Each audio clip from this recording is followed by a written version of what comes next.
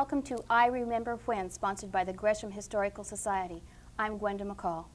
This evening's guest has brought some very interesting photographs with him that were taken during World War II in a Japanese-American relocation center. And he's also going to tell us about the lives of the families who were in this center. I'd like you to meet Ray Shiiki. Ray, thank you for joining us this evening. Thank you for asking me, Gwenda. I'm sorry Mom couldn't be here like we planned, but she was unable to attend.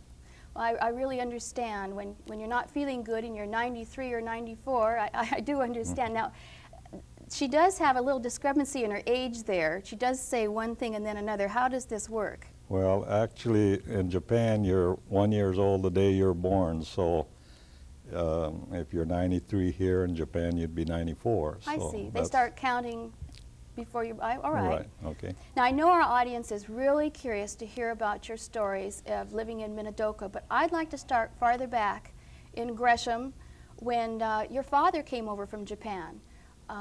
He came over in the early 1900s, and he and your mother were already married, but why didn't she come with him? I believe she was, he had to come over first to see what it was like and get sort of established over here, and then he was going to send for her later. So. That makes sense. Maybe get a job and... All right. Right. We have a picture here of your mother after she came to Gresham, and this picture was taken in 1918, and she's holding your oldest sister. That's my sister Addie, oldest sister Addie. And then as we move along here, you now have three sisters. Time has passed. Right. You're not here yet, though. You weren't born until when? 1927. 1927.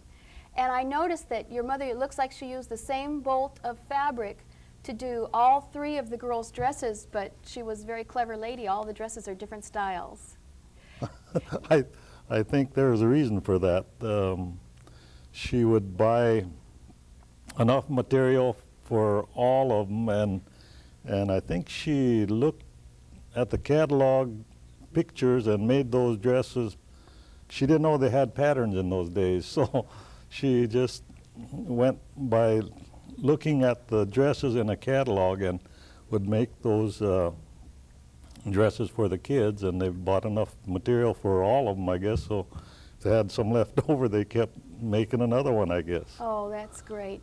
When we were visiting with her earlier, she was laughing at herself when she was saying that she was copying the dresses out of the catalogs, but didn't realize you could order those dresses out of the catalog. No, I don't think she did at the time. No, I think she knows better now, but then... And in this picture, which is a little farther along, you have a brother. Right. And then we'll move down here, and here we have little Ray. So this would be more like 1930 because you are born here. And this last family portrait that we have of your mother and father and all five of you children. She must have been a very busy lady. Mom had to do a lot of work. She not only went out to the fields, but took care of us, all of us kids, and made sure, you know, we ate and everything. And on top of that, she did go out to the fields to do her farm work too. So, let's take a look at a picture of Gresham in 1925, and here, we'll push that up there, and we'll get an idea of what Gresham was like just before you were born, Ray. Now, your folks lived right down Main Street about that time. Do you remember where she said? They lived at one time over by the, let's see, it'd be, what's Gresham, the park. The park is there. Oh, the park would be towards us, the Gresham Main City Park? Toward the city park right on Main, about where the ballpark is. Oh, and the little old church that we moved down there, right about in there. Right, But it wasn't a park yet. No, there was no park. There were buildings Creek down there, and Johnson Creek used to run down through there. And at one time, I think she said they lived by the old grade school too, if I'm not mistaken. Oh, West Gresham Grade School. West but Gresham, I did remember that she said that you rented farmland over on Powell. I think it was right off of Powell there. What did she say? She raised some cucumbers or something. Cucumbers, Yeah, that's right. Right. Let's take another look at this picture before we put it away. This is Powell going across here, and we're looking north on Main, and First State Bank isn't there anymore. This whole block is now the parking lot of the Glass Butterfly, right? Right. But the old Congdon Hotel, the building is still standing, and now it's folk art by request. But the thing that tickles me is back here it says billiards.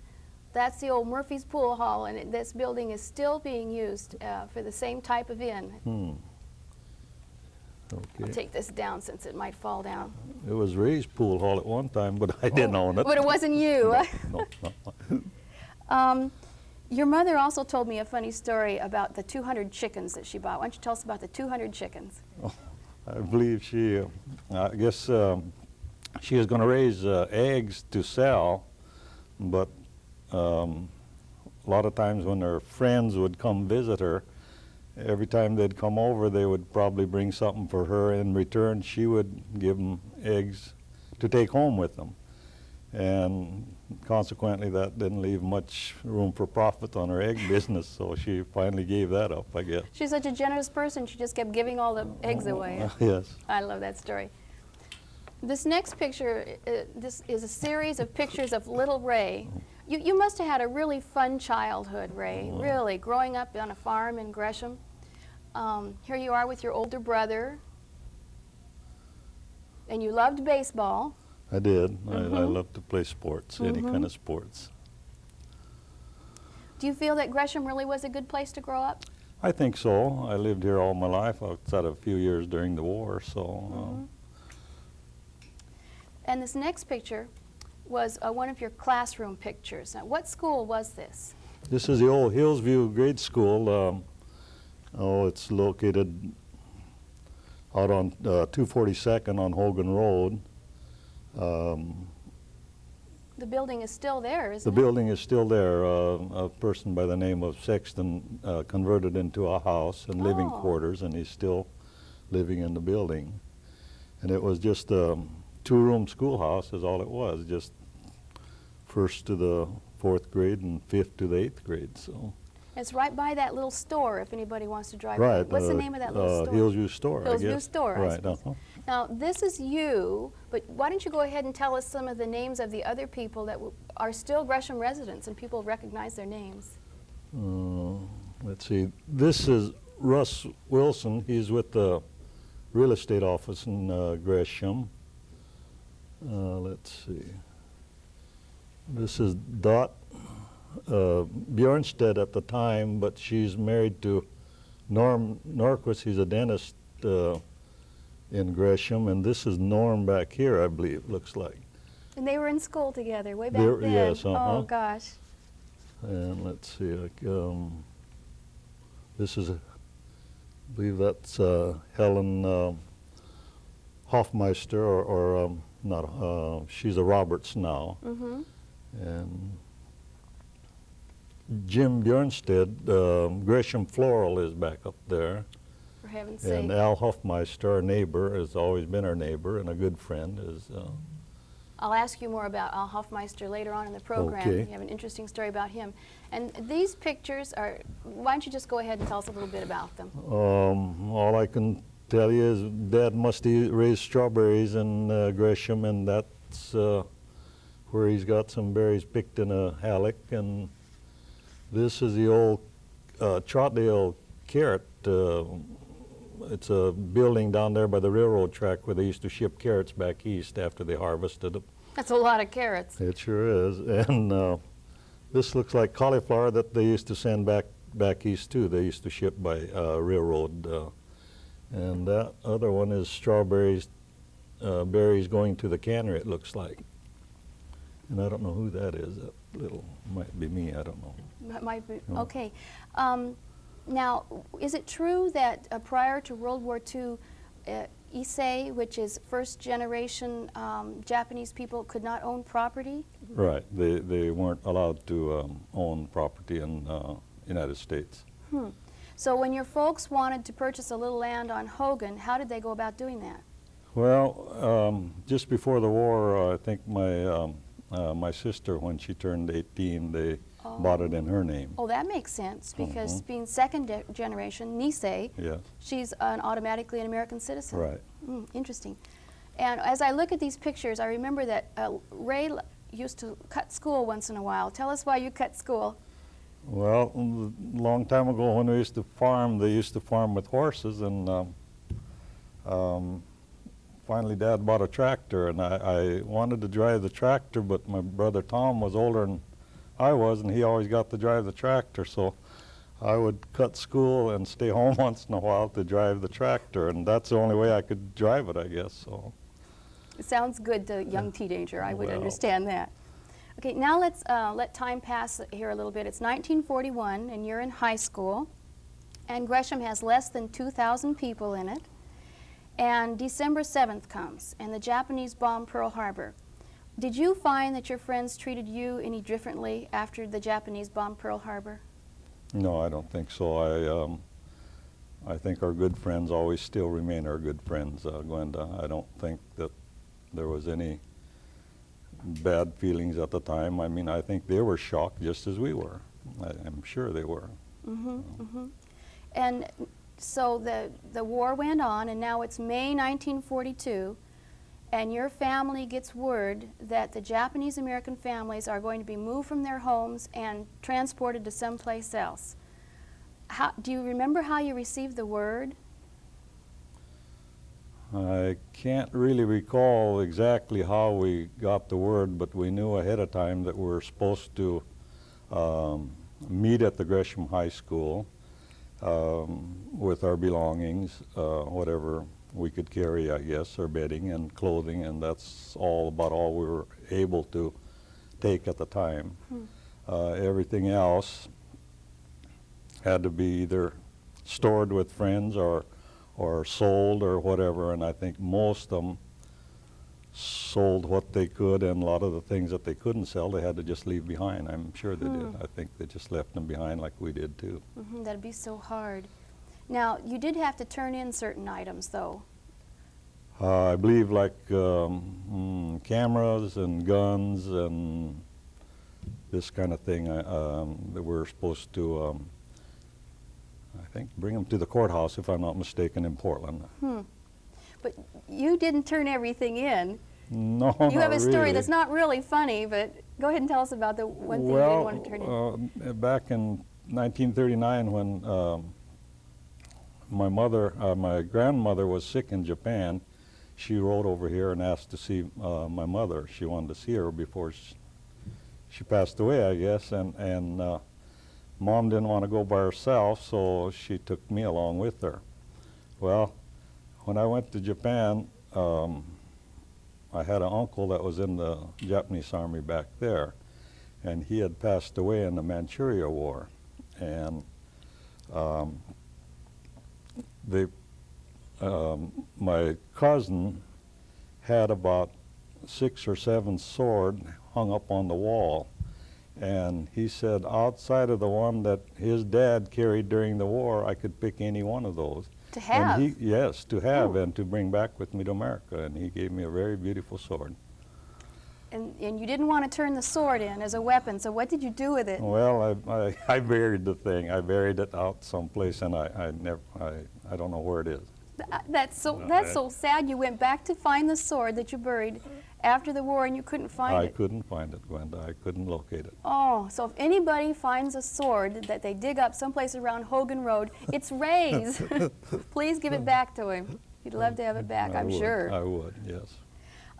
Now, I was speaking with a friend, Harold Weber, who taught high school at the Gresham High School during this period of time, and he said he was teaching the day that they put you and your family and the other families on buses and took them to the first relocation center, and he said that the feelings of the children in the classrooms was just so depressed because they were losing their friends and no one understood why. Well, I don't think we really understood why either, Gwenda. I didn't.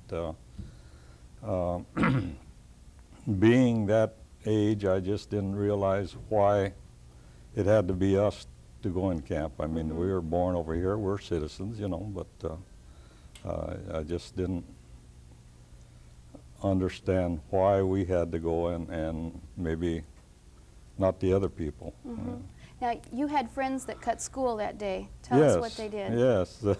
A few of the friends, they had a Model A Ford, and they rode down behind the buses and drove clear down to the PI building where we were assembled, and that was supposed to be our living quarters for the summer, I guess. And after we got inside the fence,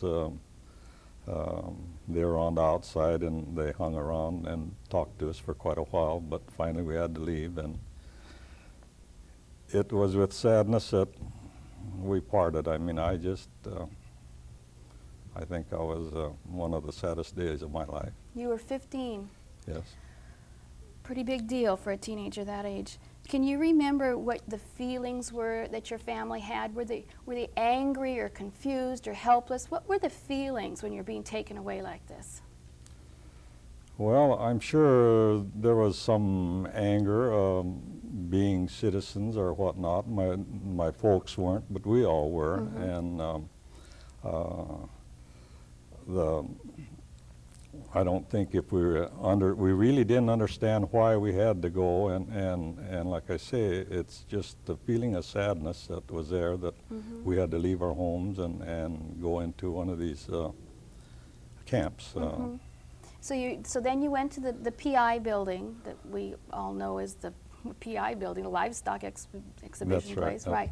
And you were there from May till September. Describe the facilities that they had there for you. Well, it was actually one big open room with just plyboard partitions in between families, and say like we had 7 people in our family. We all had a room maybe big enough to just put 7 beds in there. That's all the room was. And up above is all open. The plyboard only goes up 8 feet, while the rest of it's all open, and you can hear what everybody, what everybody says. And all the heat goes up, but then that was summertime. So that was summer. There's plenty of heat in there. Oh boy, I bet. And then in September, they moved everybody to Minidoka Relocation Center. Now, where is that? Minidoka is located near Twin Falls, Idaho. There's a little town called Eden and Idaho, but it's just about 20 miles of near Twin Falls. A friend of yours mailed some pictures to you that were taken recently at what is left of Minidoka. Right. Why don't you describe these to us and tell us what we see?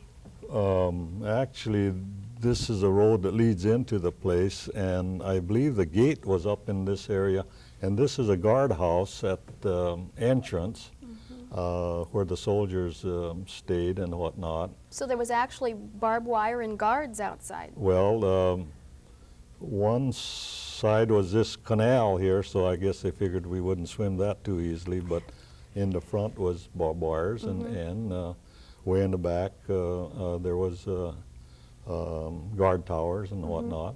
So, and this is a canal that used to be where we used to go swimming and whatnot, and they used to irrigate out of the same thing for our farms on in the camp. Sure, because it was probably pretty dry around there. Because I noticed there was sagebrush, and whenever I see sagebrush, it must have been dry. Well, it was plenty dry, but they cleared all that sagebrush off and made farmland in the back there. Big and job. leveled it off. And in fact, I think I worked as a I used to grease up the tractors and fuel them up after the farm workers went home. Oh. And I drove a grease truck. It went around and service the tractors. Did you get paid for that type of work? I believe I got $8 a month. $8 a month. Right, Well, I guess I'd like to read what it says on this memorial, and maybe our camera can come in and get a good look on it too. The Minidoka Relocation Center. This is the site of the Minidoka Relocation Center, one of the 10 American concentration camps established in World War II to incarcerate the 110,000 Americans of Japanese descent living in coastal regions of our Pacific states, victims of wartime hysteria. these people, 2/3 of whom were United States citizens, lived a bleak, humiliating life in tar paper barracks behind barbed wire and under armed guard. May these camps serve to remind us what can happen when other factors supersede the constitutional rights guaranteed to all citizens and aliens living in this country. That says it all, doesn't it? Right. Now, we have some pictures of the barracks that your families lived in. Can you tell us a little bit about the barracks? Well, this is a typical barrack, and they called a group of these barracks a block. It'd be one block. I don't recall just how many buildings there was in a block. 12. But, I did my homework. good. 12. 12, all right. 12 in a block. 12, and within the 12, within one barrack, there would be rooms partitioned off for smaller couples, maybe a smaller family or 2 people, and some had, say, a bigger room for 5, 6 people or whatever. But there again, we're all in one room. The whole family was in one room. This is just tar paper. It must have been cold. Cold is right. It was really cold. Well, it was heated. They had a little pot-bellied stove, I guess you'd call them, and they burned coal, and you had to keep it burning all night to stay warm. But it was very, very cold in the wintertime. And here are some more photographs. I put these, it looks kind of like summer, fall, winter, and spring here. Summer, it looks very dry and, right. and then It was dry, and even not only in the summer, the winter time too. A lot of time, if there was no snow cover, the dust would blow so bad that you couldn't even see these barracks. You'd be right up next to them, and you couldn't even see the barracks. It'd Really? be so dusty. And here it looks like a mud hole. Mud hole. That's probably after a rain or the snow thawed out or something. Now here we have a map of the overall of the Minidoka Relocation Center, and each one of these squares that you see across here, I'll just tell our audience, is a block. And in a block were about 12 barracks, and this is a typical block right here, and there's 6 barracks on each side. And then what was located in the middle here? The middle was a mess hall where everybody ate. We would all eat there during mealtime, cooked by the people that lived in our block. The cooks were. And the other one was bathroom facilities and the shower and what they call the boiler room that made hot water for the kitchen and wherever. And that was maintained by the people that lived in the block. So you didn't have running water in your own barracks. You all had to go use this Oh, central area. no, there was no water in the barracks at all. Well, it's hard for me to fathom. Well, I know you. I have some. This is a marvelous album that one of the groups put together at Minidoka, and it's called the Minidoka Interlude. And the statistics and the information is so accurate in here. I mean, I'd like to flip through and just show some pictures of the people, it looks like an annual, standing outside a barracks, and these are people of these blocks, and just to give our audience an idea of the immensity of this Minidoka Relocation Center. So this is a block. There are 44 of these. Families after families. 44 pages of these. The size is just overwhelming to me. You had a whole city. There's a lot of people in there. I can't recall just how many there was in there, but with your own high schools and grade schools and right, hospital all the and schools everything. and hospital and everything was located right in that one camp. In this one section, it's called the divisions. And that means like the jobs that people had. Oh, yes, And I'd like to just flip through here and give people an idea of some of the jobs. There's the coal crew, the post office, the telephone operators, hospital, the nursery school, and then they have a list of activities.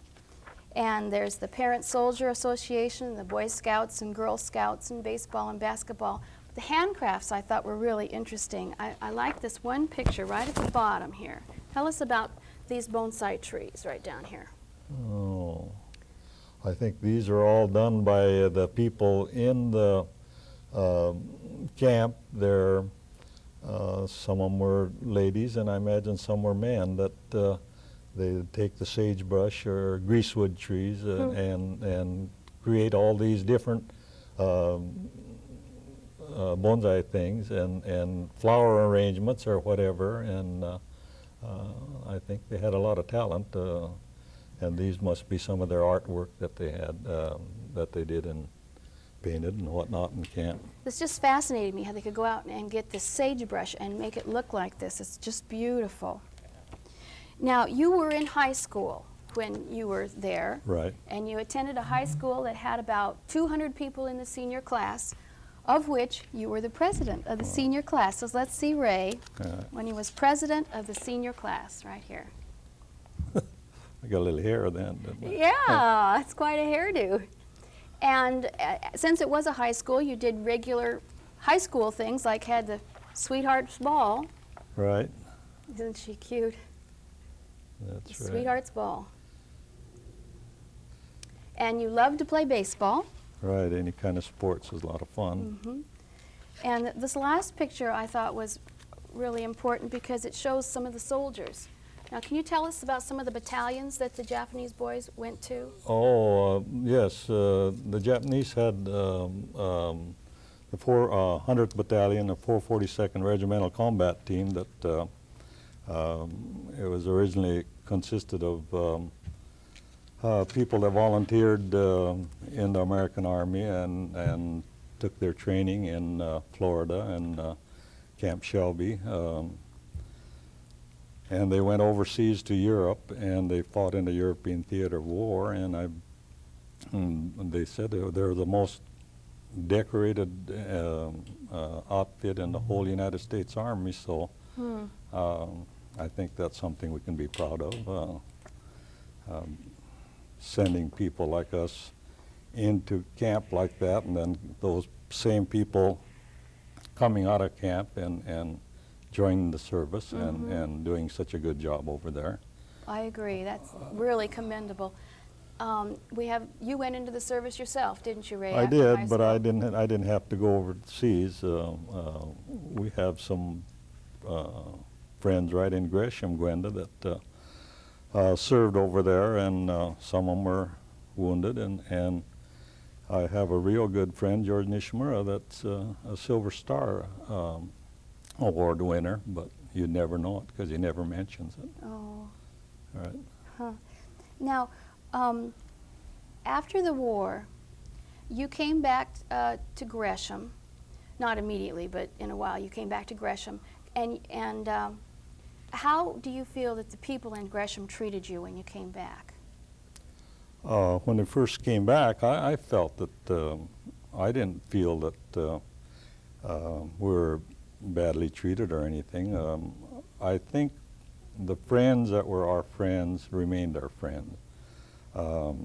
People that didn't know us, I would guess they would have their different feelings about us, being a war with Japan, but that really has no connection with us because we're not, we're not Japanese nationals, or we don't belong over there. We're born over here, so. Mm-hmm. And as you look back, how do you feel about the war and being interned at Minidoka? How do you feel about it? I didn't like it, but it was very sad, but I don't think that they should put a citizen in camp without any trial or put us in behind barbed wire and stuff. I don't believe in that, but one thing, I think I gained a lot of friends throughout the years that I never would have met before, Japanese friends from Seattle or all over the country. All over the Yeah, Western sure. half. Well, you had some marvelous experiences, and I'm sorry that our time is up, but Ray, thank you so much for joining us this evening and telling us your story on I Remember When. And thank you for joining us. I'm Gwenda McCall. Good night. you.